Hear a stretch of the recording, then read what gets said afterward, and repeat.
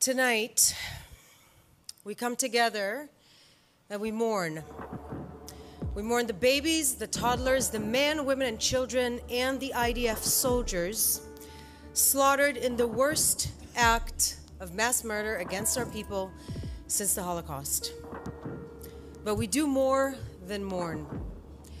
We hold our heads high, we stand together, and we promise we will defeat this evil. Yes, yeah. Yes, we are in shock. We are. But we should also not be surprised. What we have experienced on and since October 7th was sadly predictable. We warned against it.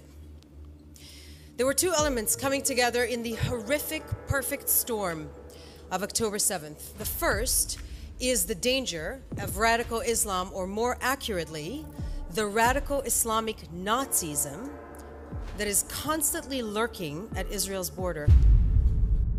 The second is the grooming, ongoing grooming of Western civilization through universities, the media, and social media, so that when the time came and the Islamic Nazis carried out the act of genocide, many in the West would celebrate it, justify it, and no longer tell the difference between good and evil.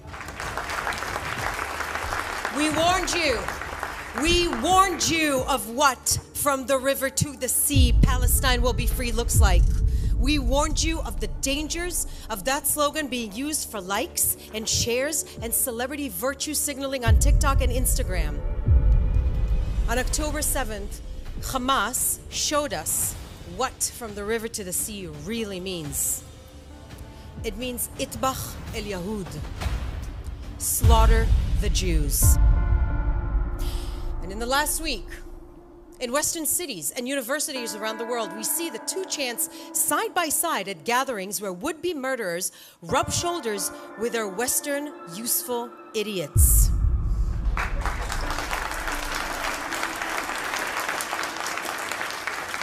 Western progressives have been played. You have been played. Some got a wake-up call, but others have been so brainwashed to dehumanize, vilify, and demonize Israelis that for now, they're too far gone. Now, nothing's new under the sun. We've seen it for over 3,500 years of Jewish experience, lived experience. It's the generational trauma that we carry in our bones. That is our Jewish privilege.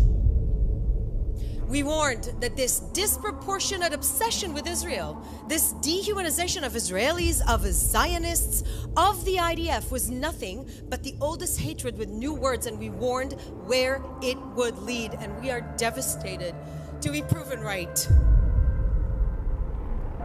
This demonization of Israel is not progressive, it's not peaceful, and it's sure as heck not gonna free Palestine.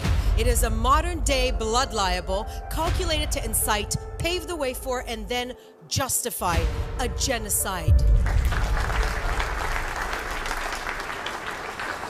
Israel is one of the greatest stories ever told. Its vilification is one of the greatest smear campaigns in the history of the world. This evil, this radical Islamic Nazism lurking on our borders has been waiting for the chance to exterminate our Jewish democratic nation state. It looked the future in the eye. It saw a possibility of Israel at peace with the region, and it didn't embrace it. It set out to exterminate it before it was even born. But we have news for you. When we say never again, we mean it.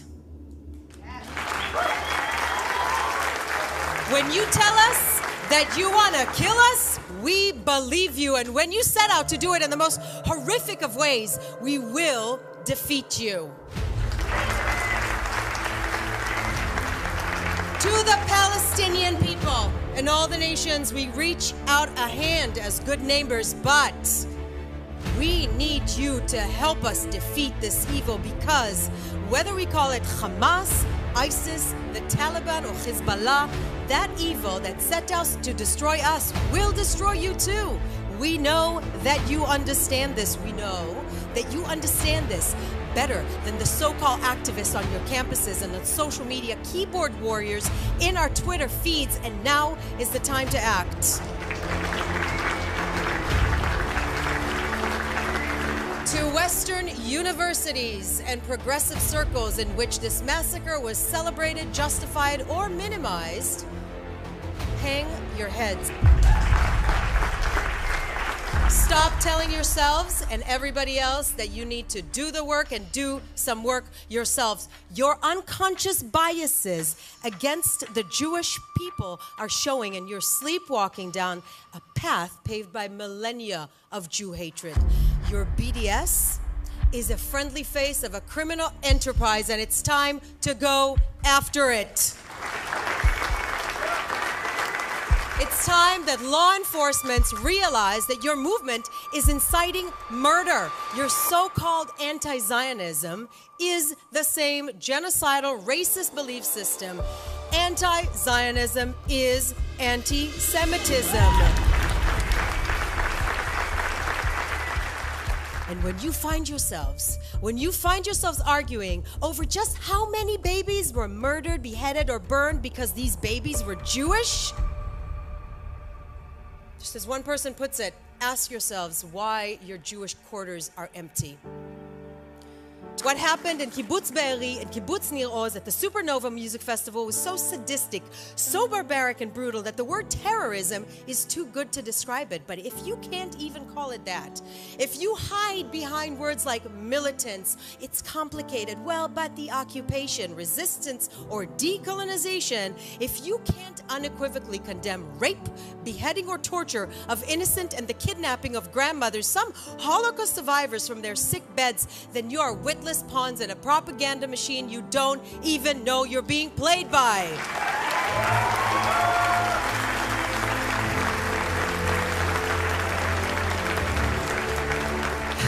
Today, I am also going to practice some gratitude. Modani.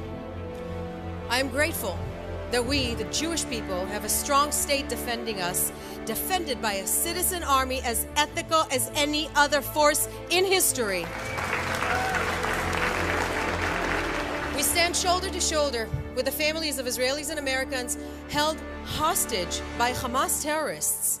We call on the world, on every state, the NGO, UN, to pull every lever and don't leave a stone unturned, demanding to let the hostages go. Bring them home. Bring them home. And friends, above all, I'm grateful for this. In the generations to come, the Jewish people will still live, love, and thrive, and reach our hand to the world. And Hamas will be nothing but a footnote in history, just like the ones who tried to exterminate us before. Am Yisrael Chai, everyone.